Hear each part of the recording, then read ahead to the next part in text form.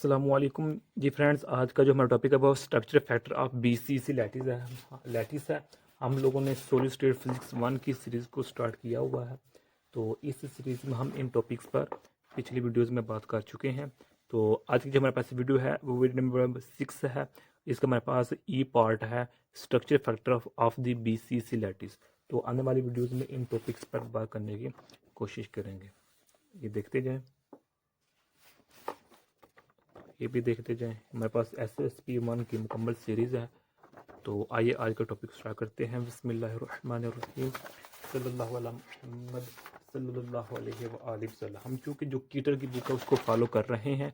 Last video में हमने जो Fourier analysis of the basis है उसको स्टडी कर लिया हुआ था।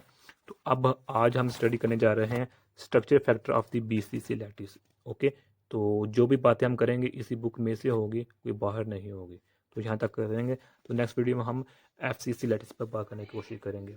तो सबसे पहले देखें कि हमारे पास FCC क्या होता है, BCC क्या होता है। इसको अगर से आप कई बार पिछली वीडियोस में डिस्कस कर चुके हैं, तो आप भी एक मरतबा इन पिक्चर्स में देख सकते हैं कि FCC का मतलब क्या होता है, फेस सेंटर्ड क्यूबिक, और BCC का क्या मतलब होता है, बॉडी सेंटर्ड क्यूबिक। ओके, अब आप लोग जो पिक्चर्स हैं देखें, तो फिर हम नेक्स्ट स्टार्ट करते हैं। तो अब हमने स्ट्रक्चर ऑफ बीसीसी को आइडेंटिफाई करना है। हमारा टॉपिक वही चल रहा है जिसमें हम एक्सरे की एनालिसिस यानी कि एक्सरे की डिफ्रैक्शन कर के स्ट्रक्चर को आइडेंटिफाई कर लेते थे।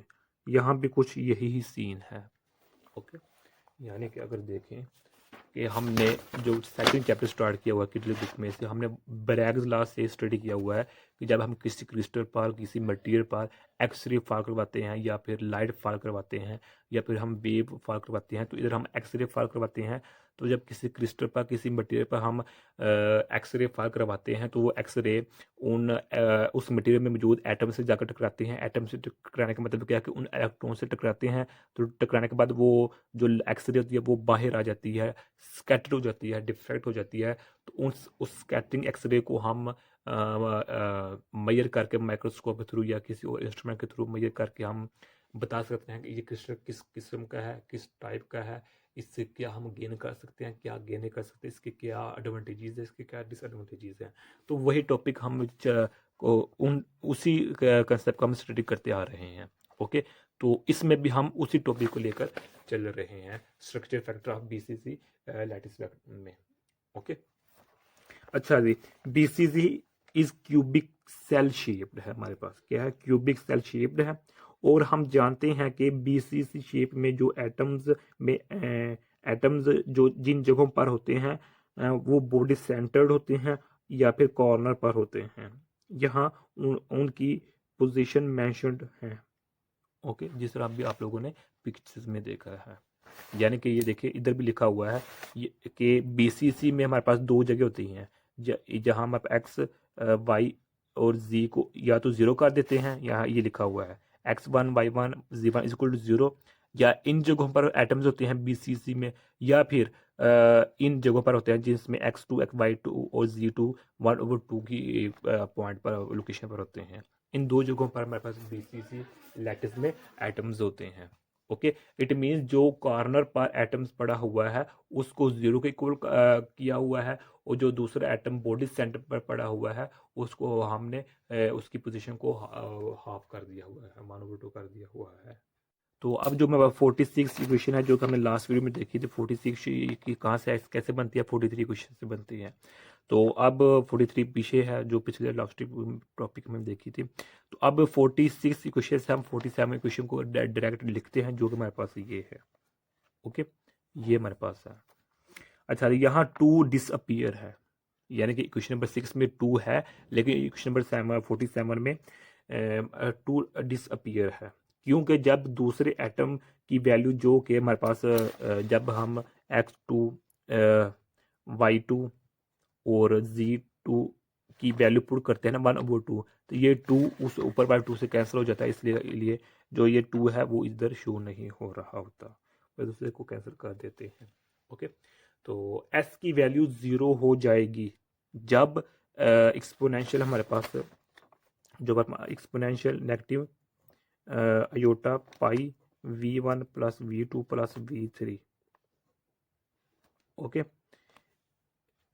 या फिर इसको हम इस तरह लिख सकते हैं नेगेटिव पाई v1 v2 और मेरे पास क्या है v3।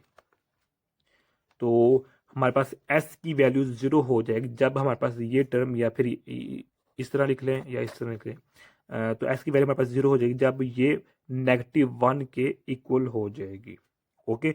और ये -1 उस वक्त आएगा जब हमारे पास v1 plus v2 plus v3 reciprocal vectors, यानी हमारे पास रेसिप्रोकल वेक्टर्स है ना, तो -1 उस वक्त आएगा जब ये इन रेसिप्रोकल वेक्टर्स का सम ऑड होगा। क्या होगा? ऑड होगा, ओके। तब हमारे पास -1 हम ऑब्टेन करेंगे। अगर मिसाल के तौर पर 1 + 1 + 1 = 3 होता है, तो लिहाजा इस केस में हमारे पास जो s होगा वो हमारे पास 0 होगा, ओके। और अगर हमारे पास इनका सम इवन आता है तो हमारे पास s की वैल्यू नॉन जीरो होगी, ओके। यानी मिसाल के तौर पर अगर 1 है +2 है +1 है, तो अगर हमारे पास आंसर 4 आ गया तो अब हमारे पास जो s होगा वो हमारे पास 2f के इक्वल आ जाएगा, ओके हो गया। तो ये मैं कोई हवाई बातें नहीं कर रहा, ये तमाम बातें इस पर मेंशन है, लिखी हुई हैं। तो अब यहाँ देखें metallic sodium has a basis structure, यानी कि जो मेटेलिक सोडियम है, इधर हम NaCl की बात नहीं कर रहे हैं, ओके। NaCl नहीं, बल्कि हमारे पास क्या है मेटेलिक सोडियम, जिसको हम सोडियम मेटल भी कहते हैं। तो जो मेटेलिक सोडियम का जो स्ट्रक्चर होता है वो भी हमारे पास बॉडी सेंटर्ड क्यूबिक होता है, यानी कि BCC होता है, ओके हो गया। तो अब यहाँ क्या है, जब हम सोडियम की एक्सरे डिफ्रैक्शन परफॉर्म करते हैं, या फिर इन सिंपल वर्ड्स जब हम सोडियम की XRD करते हैं, तो उस में हमारे पास 100 300 और 111 या फिर 221, ये मेरे पास क्या होते हैं मिलियन इंडिसेस होते हैं प्लेन के, यानी जो क्रिस्टोग्राफिक प्लेन्स होते हैं उनके मिलियन इंडिसेस होते हैं। इसको हमने फर्स्ट चैप्टर में स्टडी किया हुआ है। तो जब भी हम सोडियम की XRD करते हैं, यानी जब भी हम सोडियम की एक्स डिफ्रैक्शन करते हैं, तो उसमें हमें ये जो इंडिसेस हैं ये शो नहीं होते, ओके। ये हमें प्लेन शो नहीं होते, हमें ये पी की वैल्यूज वहाँ शो नहीं होते, बल्कि जब भी हम XRD करते हैं सोडियम की, तो हमें वहाँ क्या शो, कौन सी प्लेन शो होती हैं 200 110 222 शो होती हैं। यानी कि इसका मतलब क्या होगा कि हमारे पास ये शो होती हैं, ये, ओके।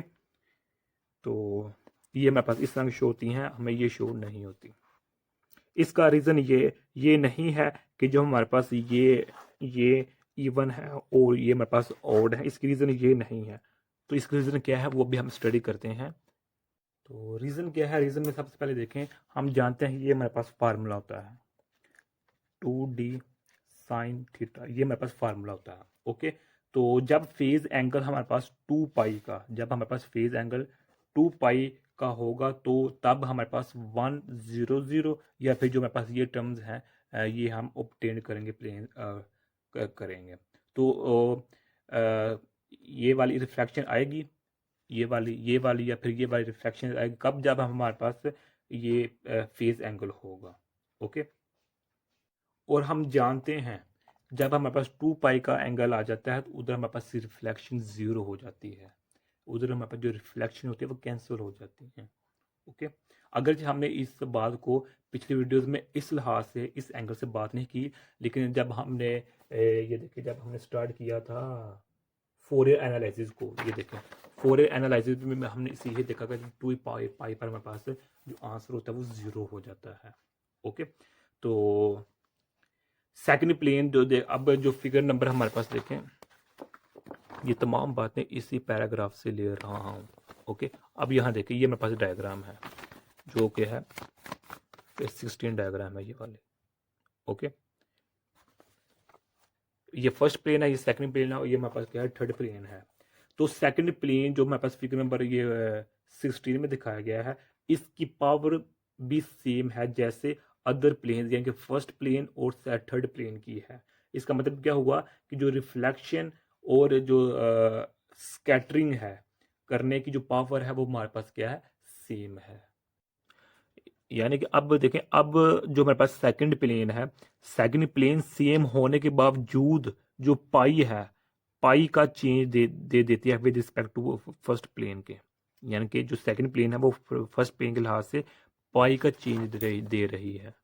2 पाई का चेंज इधर नहीं मिल रहा, सिर्फ पाई का चेंज, यानी कि पहले वाली भी और सेकंड वाली प्लेन भी पाई का चेंज दे देती है।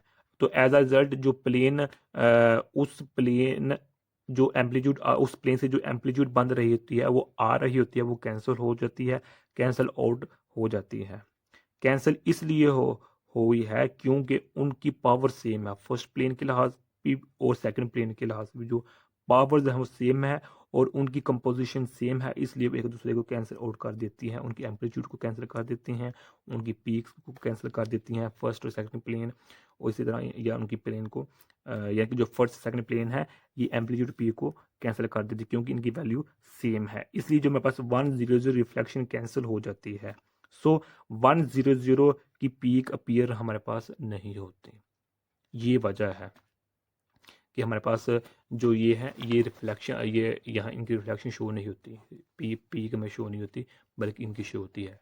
रीज़न क्या है? रीज़न ये नहीं है कि ये ओड है ये इवन है, ये रीज़न नहीं है। रीज़न क्या है वो मैंने बता दिया है कि पाई पाई का चेंज देती हैं।